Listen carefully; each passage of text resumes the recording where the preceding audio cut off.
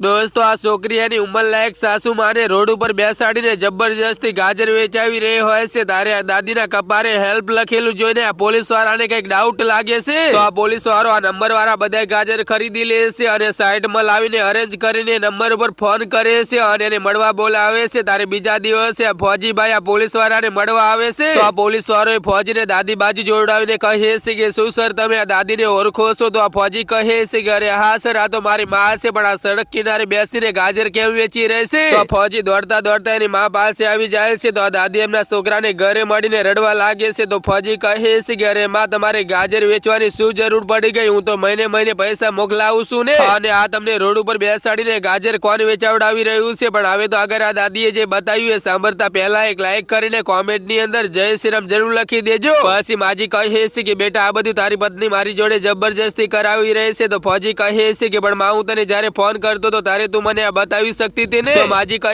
છે કે પણ બેટા જયારે તું મને ફોન કરતો તો તારે તારી પત્ની સાઈડમાં ઊભી રહેતી હતી એટલે હું તને કઈ ના બતાવી શકી